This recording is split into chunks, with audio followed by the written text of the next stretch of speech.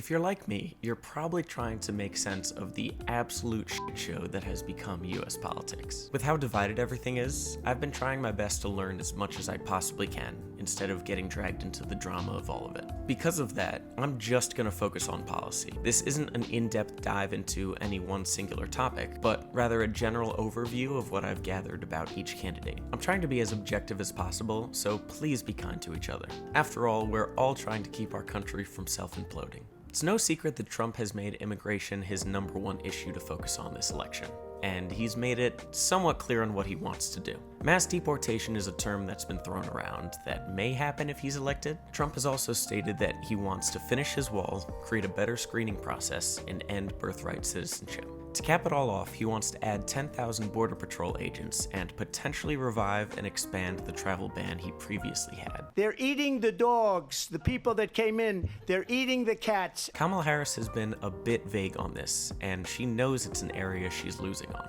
She's mentioned immigration reform and limiting asylum claims, though, so yeah. The biggest aspect of her immigration policy seems to be wanting to bring back the bipartisan bill that included immigration reform, aka the one that Trump killed. She hasn't really attacked him for that though, which is one of the stupidest blunders I have ever seen. But overall, her campaign has certainly been much looser on immigration than Trump has. We hit on Kamala's weak spot with immigration, now it's time for Trump's. It's no secret that women are displeased by Roe v. Wade being reversed. The decision meant that a woman's right to choose was not guaranteed, and that individual states could vote on it. Trump has been on a tightrope with this one, claiming victory on the reversal since he appointed several Supreme Court justices involved, yet framing it as better since states now get to decide on their own. He has stated that he wouldn't sign a national abortion ban, wouldn't block abortion medication, and potentially make IVF free. After all, he is the father of IVF. I'm the father of IVF. Harris has been critical of Trump's takes on women's health and has urged Congress to codify a woman's right to choose. She's made it a point to highlight how women who have had to travel to get abortions are at risk for medical issues, with even some dying. She wants to protect those who have to travel to get an abortion and limit how law enforcement gets access to medical records. Kamala also criticized the filibuster, which is kind of its own separate issue, but is a big reason why legislation can't get passed. In terms of how important certain issues are, the economy is always #1. It may not be as flashy as immigration or abortion, but at the end of the day, people just want more money in their pockets. Harris and Trump have pretty drastically different plans, with Trump looking to slash corporate tax rates and Harris wanting to raise them. His main plan to generate revenue will come through tariffs, with an increase on goods imported primarily through China. His goal is to better combat China and promote American businesses. I was raised in a middle-class family, all right? Oh, here we go. Harris's plan for generating revenue comes from a higher tax rate on the wealthy, stating that they haven't been paying their fair share. She also wants to give a $6,000 child tax credit, give $25,000 to new home buyers, and raise the minimum wage. Both Trump and Harris have been critical of price gouging, albeit in different ways, and both want to end tax on tips. As the war between Ukraine and Russia has raged on for almost 4 years, Israel-Palestine causing chaos in the Middle East and college campuses,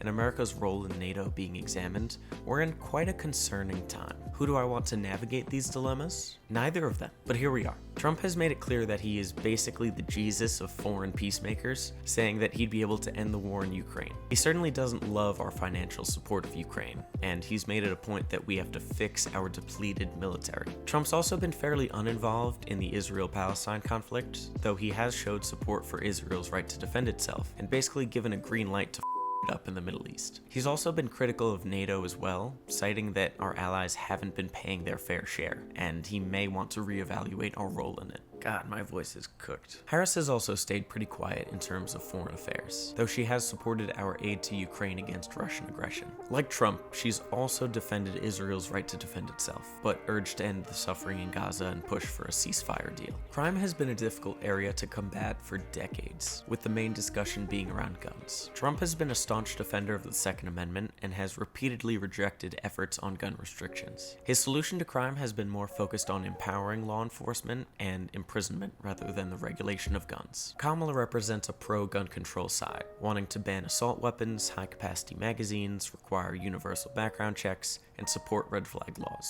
Personally, I think Trump and Kamala know little to nothing in terms of how to control crime or properly regulate guns, but that's a whole other video for another time. Something that you keep in your glove compartment. Oh, a Glock, Steve, a big old Glock. In the past, she's also wanted to defund the police, but she hasn't mentioned that anytime recently. Trump hasn't exactly been the greenest of individuals. I mean, he even called climate change a hoax a while back. In the words of Trump, though, We will drill, baby, drill. offer tax breaks to oil, gas, and coal producers, and focus on nuclear facilities. He's fought efforts to switch Americans to electric cars, saying it shouldn't be forced on the customers. He's also pledged to re-exit the Paris Climate Accords, end wind subsidies, and eliminate regulations imposed and proposed by the Biden administration, targeting energy-efficient kinds of light bulbs, stoves, dishwashers, shower heads. Oh, that is a mouthful. Kamala Harris wants to implement climate provisions to Biden's Inflation Reduction Act, which provided $375 billion for things like financial incentives for electric cars